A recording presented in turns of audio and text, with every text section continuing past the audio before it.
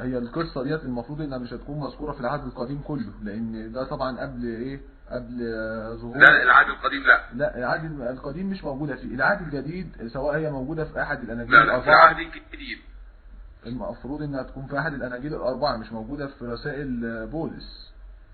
لا لا لا لا لا، رسالة بولس ما لهاش أي دخل خالص. رسائل بولس كانت رسائل تبشيرية لتحويل العقيدة النصرانية من عقيدة التوحيد إلى عقيدة الشرك بالله والتسديس. نعم طبعا. طيب. لا تنسى إن بولس هادم النصرانية. أنا ما بسميهوش مؤسس النصرانية، أنا بسميه هادم النصرانية ومؤسس المسيحية الجديدة. لان بولس هو اول من نادى بالتسديس، وهو يهودي الاصل، وكان طبعا هدفه الحقيقي هو هدم النصرانية، هو هدم العقيدة النصرانية. لان ما تنساش ان العقيدة النصرانية اثناء لما ظهرت في ايام بولس هدمت الكثير والكثير من المعتقدات اليهودية اللي كان بيتعايش بيها اليهود. طيب فوجد ان في ديانة جديدة جت هتهدمه. طيب احنا بعيد عن بولس او الخوض في الكتاب المقدس او العهد القديم او العهد الجديد.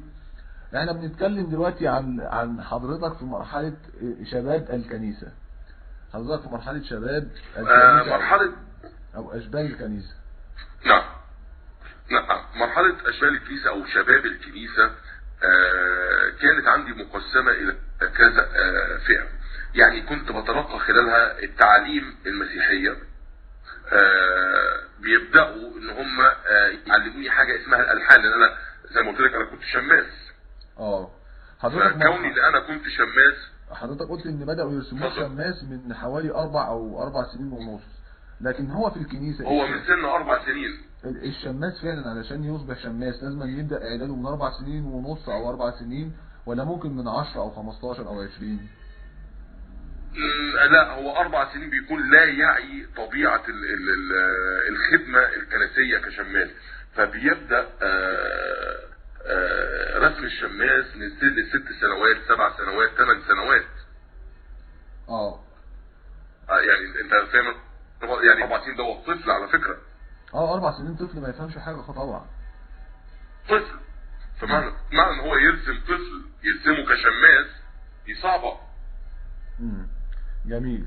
فحضرتك كنت بتعد ان انت تكون شماس، وفي بداية مرحلة اشبال الكنيسة حضرتك قلت ان بدأنا يعلمونا الالحان.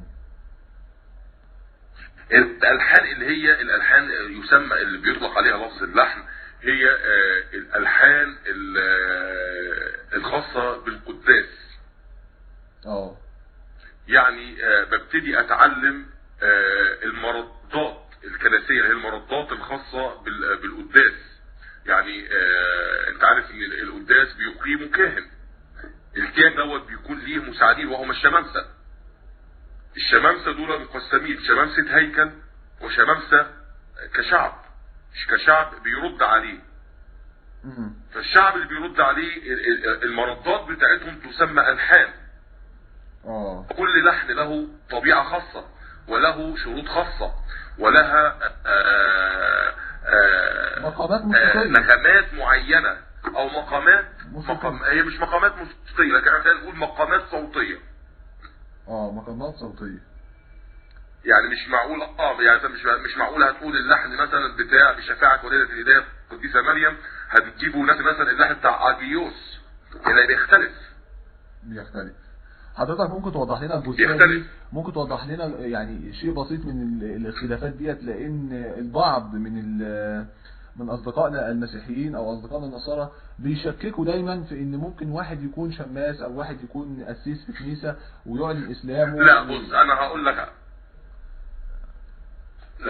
لك على حاجه كويسه قوي. احنا يعني هدي لك مثلا يعني هوضح لك الفروقات في الالحان. خليني اقول لك مثلا اللحن الخاص بشفاعة ولادة الإله.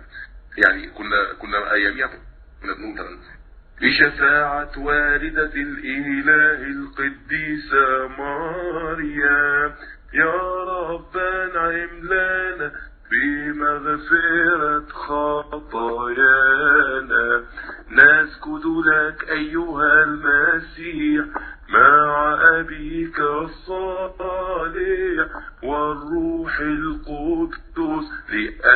إنك أتيت وخلصتنا، رحمة السلام ذبيحة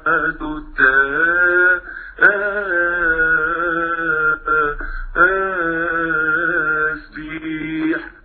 ده كان لحن. ده كان لحن. في لحن تاني اسمه قدوس او اجيوس. اجيوس كان هتلاقيه لحن مختلف نهائي. بيقول ايه مثلا اجيوس؟ اجيوس اورثيوس، اجيوس الشيروس، اجيوس اثناتوس، اوفانجيليو الايسوريم، دوكسا تاتريكيو كي اجيو بنبمادي كانين كي اهي كاستوسيون استونيون امين جيتريس الايسونيماس. ده لحن اجيوس. يعني حضرتك اللغة اللي كان بيقال بيها اللحن ديت لغة ايه؟ قبطية او ولا لغة يعني؟ دي لغة قبطية. دي لغة قبطية. لا دي اللغة القبطية. القداس الكنسي او القداس الالهي، في قداس القديس غريغوريوس. غريغوريوس معظمه باللغة العربية. فليه مردات معينة باللغة العربية. وفي قداس يقال بالقبطي، باللهجة القبطية او باللغة القبطية. فاحنا كنا بنعلم الحان المردات القبطية والعربية، بنتعلمهم يعني الاثنين مع بعض، ازاي نقولها بالعربي وازاي نقولها بالقبطي لو ابونا حول القداس لقداس قبطي.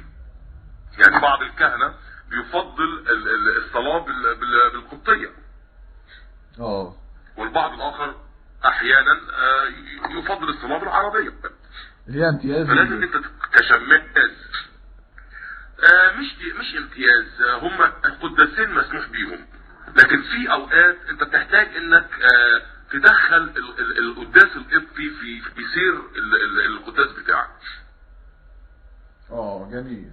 يعني دي انا ما اقدرش افتيلك فيها قوي، لان انا ما وصلتش لمرحله الكهنوت اللي اتعلم فيها ايه سبب ان انا بتحول من العربيه الى القبطيه في اوضاع معينه او في مواضع معينه من القداس. حضرتك كانت لكن اللي انا اتعلمته غرف موسيقيه بتعلمكم الحاجات دي، دروس يعني مستمره وتدريبات على الالقاء للترانيم دي والالحان. هي مش غرف موسيقيه. ما هو شوف، احنا مش عايزين نخلط ما بين الطائف المسيحيه. يعني عندك الطائفه الارثوذكسيه مثلا ما بتستعملش في الترانيم بتاعتها او الالحان مثلا الاورج او الاكورديون او الكلام دوت، يعني نادرا الا اذا بتسجيلات عشان يطلعوها بتسجيلات صوتيه.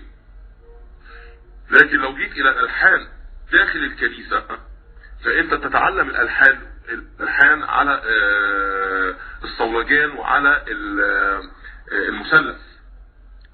يعني دايما تلاقي كده المعلم بتاع الكنيسه ماسك. انا كنت زمان كنت بجيب غطا حد، كنت بروح البيت بعد ما اخلص القداس فاجيب معايا قربانه واجيب معايا نبيت احمر من عند جدي او من عند والدي، واحط فيه حته قربانه كده جوه النبيت عشان اعمل زي القسيس وهو بيصلي، وافتح قدامي الكتاب بتاع الصلاه اللي هو الخلاجي واصلي واعمل قداس في البيت، وبعد كده اناول نفسي. وانت فاهم يعني حاجات طفوليه، يعني انت بتقلد قسيس. فكنت بجيب غطيان الحله وبعملهم صولجان.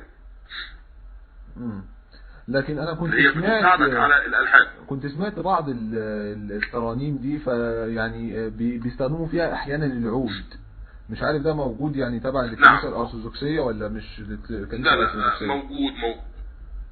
الكنيسه الارثوذكسيه دخلت عليها الترانيم المنغمه. الترانيم المنغمه اللي هي المنغمه اللي هي بيستعمل فيها الالات الموسيقيه. لان يعني اساس اللي بيستعمل الالات هم البروتستانت، هم الانجيليين. اللي هم الانجيليين. انت عارف في بروتستانت وكاثوليك وارثوذكس. نعم، وفي نصارى الحبشه برضه. ايوه. والحبشه هم تابعين، لا على فكره هم الحبشه تابعين للطائفه الارثوذكسيه. الحبشه تابعين للطائفه الارثوذكسيه، لكن تقريبا النصارى يعني انت الحبشه عندك كتابهم المقدس 81 صفر